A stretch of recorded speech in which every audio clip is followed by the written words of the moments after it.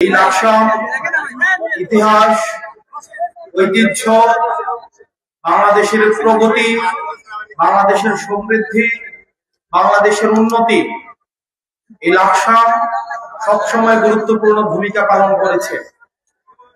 আমরা যদি ইতিহাসে ফিরে তাকাই তাহলে দেখব এখানে যেমন নবাব ফয়জুন্নেসার মতো দানবীর নারীর জন্মগ্রহণ হয়েছে। অর্থনৈতিকভাবে লাকসাম বাংলাদেশের একটা অন্যতম হাব হিসাবে কাজ করছে। একই সাথে সাথে লাকসামের উল্লেখযোগ্য সংখ্যক রেমিটেন্স যোদ্ধা পরিবার ছেড়ে বাংলাদেশের জন্য রেমিটেন্স সরবরাহ করার মধ্য দিয়ে বাংলাদেশের অর্থনৈতিক চাকাকে সচল করে রাখছে। এই লাকসাম সকল সংগ্রামে, সকল লড়াইয়ে এই লাকসামের অবদান রয়েছে।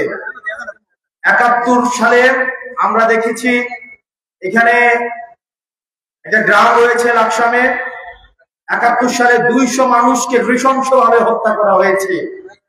একই সাথে সাথে ২৪ আমরা দেখেছি ফ্যাসিবাদের বিরুদ্ধে এই লাকসামবাসীর সমন্বিত যে লড়াই, এই লাকসামের শহীদ জিসান, শহীদ ইউসুফের রক্তে রঞ্জিত। শহীদ জিসান, শহীদ ইউসুফ, ৭১ সালের ২০০ মুক্তিযোদ্ধা, ২০০ শহীদ, তাদের রক্তের দায় আমাদের রয়েছে।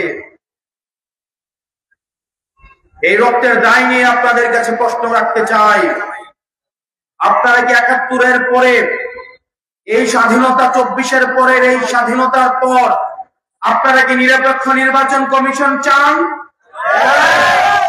আপনার ছেলে মেয়েরা ২০ বছর ২৫ বছর পড়াশোনা করে তারপরে চাকরির জন্য পিএসসির মুখোমুখি হয়, আপনারা কি স্বাধীন এবং নিরপেক্ষ পিএসসি চান?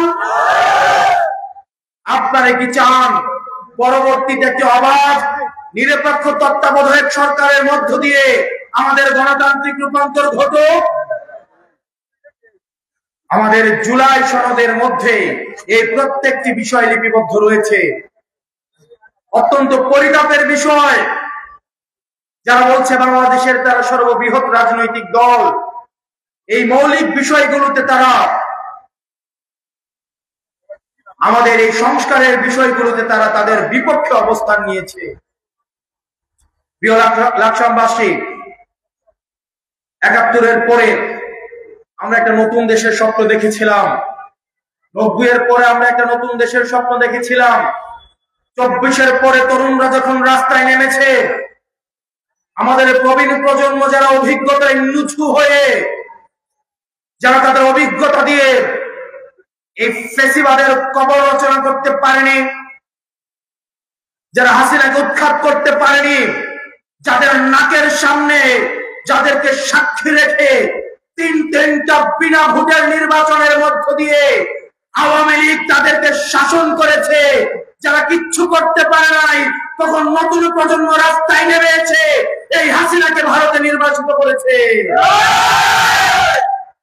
আমরা এই তরুণ প্রজন্ম আমরা স্বপ্ন দেখেছি ২৪-এর পরে আমরা এমন একটা বাংলাদেশ গড়ব যে বাংলাদেশ হবে বৈষম্যহীন। আমরা এমন একটা বাংলাদেশ গড়ব যেই বাংলাদেশে মধুর ক্যান্টিন থেকে বগুড়াতে কোনো বিসিএস ক্যাডার নিয়োগ দেওয়া হবে না। যেই বাংলাদেশে বগুড়া কোথায়, গোপালগঞ্জ কোথায়, সেই বাংলাদেশে কেউ চাকরি পাবে না। যেই বাংলাদেশে বগুড়ার এবং গোপালগঞ্জের এবং প্রত্যেকটা জেলার সমান অধিকার নিশ্চিত হবে। গোপালগঞ্জে জন্মগ্রহণ করার কারণে কাউকে নির্যাতিত করা হবে না, বগুড়ায় জন্মগ্রহণ করার কারণে কাউকে নির্যাতিত করা হবে না, সুযোগ বঞ্চিত করা হবে না। কুমিল্লায় জন্মগ্রহণ করার কারণে পদে পদে তাকে বিভিন্ন সময়ে বাধা দেওয়া হয়। আমরা এমন একটা বাংলাদেশের স্বপ্ন দেখেছিলাম যেই বাংলাদেশে প্রত্যেকটা নাগরিক, প্রত্যেকটা মানুষ নাগরিক হয়ে উঠবে, যেই বাংলাদেশে দাড়ি টুপি পড়লে তাকে দাড়ি টুপি টেনে টেনে রাস্তায় যাবে, তাকে পুলিশ ধরে নিয়ে যাবে না। চাই বাংলাদেশে আলেম মৌলবীদেরকে জনগণের মুখে দাঁড় করিয়ে দেওয়া হবে না। আমরা এমন একটা বাংলাদেশের স্বপ্ন দেখেছিলাম যেই বাংলাদেশে পুলিশ এবং জনতা কাঁধে কাঁধ মিলিয়ে পরবর্তী বাংলাদেশটা দুর্নীতি মুক্ত করতে, সন্ত্রাস মুক্ত করতে কাঁধে কাঁধ রেখে কাজ করে যাবে। কিন্তু আমরা দেখেছি 5ই আগস্টের পরে আমরা পুলিশ সংস্কার কমিশনের প্রস্তাব দিয়েছি, এই পুলিশ সংস্কার কমিশন এখনো আলোর মুখ দেখে নাই। আমরা দেখছি নিকট ভবিষ্যতে এই পুলিশকে আবার জনগণের মুখে মুখে দাঁড় করিয়ে দেওয়ার ষড়যন্ত্র করা হচ্ছে। আমাদের কাছে খবর রয়েছে সচিবালয়ে বসে ডিসি ভাগাভাগি চলছে, এসপি ভাগাভাগি চলছে। আবার কোন পাতানো ইলেকশনে এই বৃহৎ রাজনৈতিক দলগুলো যদি রুটি ভাগাভাগি এবং এই ক্ষমতা ভাগাভাগির কোন পাতানো নির্বাচনের দিকে যায়, তাহলে আমরা জনগণকে নিয়ে সেটি প্রতিরোধ করব। আমরা এমন একটা নির্বাচন চাই যে নির্বাচনে জনগণ যদি এনসিপি কে না চায় তাহলে এনসিপি বিজয়ী হবে না। আমরা জনগণের রায়কে চূড়ান্ত ধরে নিব। আমরা চাই যে নির্বাচনে জনগণের রায় চূড়ান্ত হবে। আমরা এমন একটা নির্বাচন চাই যে নির্বাচনে ডিসি, এসপি, ইউনো, এসআই তারা হচ্ছে আম্পায়ার, তারা হচ্ছে রেফারি। কিন্তু আমরা বিগত সময়ে দেখেছি যারা আম্পায়ার এবং রেফারি তারাই খেলোয়াড় হয়ে উঠেছে। আমরা আবার দেখছি এই আম্পায়ার এবং রেফারিদেরকে আবার খেলার মাঠে নামানোর চক্রান্ত করা হচ্ছে। প্রিয় লাকসামবাসী, আপনাদের ঐক্যবদ্ধ থাকতে হবে। এই সংস্কারের বিপক্ষে যারা নায়ের অবস্থান নিয়েছে তাদেরকে আপনারা চিহ্নিত করুন। আজকে তারা সংস্কারের বিপক্ষে নায়ের অবস্থান নিয়েছে, আগামীকাল তারা তত্ত্বাবধায়কের বিপক্ষে নায়ের অবস্থান নেবে, পরশুদিন আপনার ভোটের বিরুদ্ধে তারা অবস্থান নেবে। আজকে তারা ব্যালটের বিরুদ্ধে অবস্থান নিয়েছে, ভোটের বিরুদ্ধে অবস্থান নিয়েছে, কালকে তারা আপনার মতামতের বিরুদ্ধে অবস্থান নেবে। কালকে আপনার তারা টুটি চেপে ধরবে, পরশু আপনার ভাতের অধিকার কেড়ে নেবে, চাকরির অধিকার কেড়ে নেবে, জীবনের অধিকার কেড়ে নেবে। প্রিয় লাকসামবাসী, আমাদের স্বাধীনতা আমাদেরকে আদায় করতে হবে, আমাদের সংস্কার আমাদেরকে আদায় করতে হবে।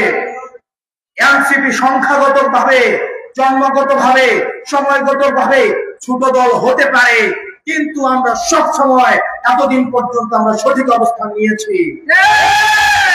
আমরা দেখেছি এই জুলাই সনদ যখন ব্যর্থতায় পর্যবেসিত হতে যাচ্ছে, আমরা এনসিপি কিন্তু স্বাক্ষর করি নাই।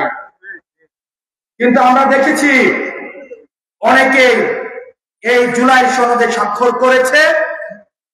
নাসির ভাই আজকে বলেছে স্বাক্ষর করার পরে আজকে আবার বিপক্ষে অবস্থান নিয়েছে। বিয়ে যদি করবা না তাহলে কাবিনে সিগনেচার কেন করলাম? সংসার যদি নাই করবা তাহলে কবুল কেন বললাম? কবুল যেহেতু বলেছেন, কাবিনে যেহেতু সিগনেচারও করেছেন, আপনাদেরকে সংসারও করতে হবে। সংসার যদি না করতে চান, রাস্তা খোলা আছে, জনগণের সামনে এসে বলতে হবে আমরা ডিভোর্স দিতে চাই। জনগণের সামনে মুখোশ উন্মোচন করতে হবে। জনগণকে বোকা বানিয়ে সংস্কারের বিপক্ষে অবস্থান নেওয়া যাবে না। প্রিয় তরুণ প্রজন্ম এবং আমাদের যে রাজনৈতিক ভাইয়েরা রয়েছেন, ফেসিবাদের বিরুদ্ধে যারা একই সাথে কাঁধে কাঁধ রেখে লড়াই করেছেন, আপনারা আমাদেরকে পরামর্শ দেন মাঝে মাঝে যে আমরা ছোট মানুষ, তরুণদের দল, বাচ্চাদের দল। আমরা আপনাদেরকে বলতে চাই, সরকারি চাকরিতে একটা নির্দিষ্ট সময়ের পরে চাকরিতে রাখে না। এই কারণেই রাখে না, হয়তো তারা সিদ্ধান্ত সঠিকভাবে নিতে পারবে না, হয়তো বয়সের ভারে, অভিজ্ঞতার ভারে কাজ করতে করতে তারা ক্লান্ত হয়ে যায়।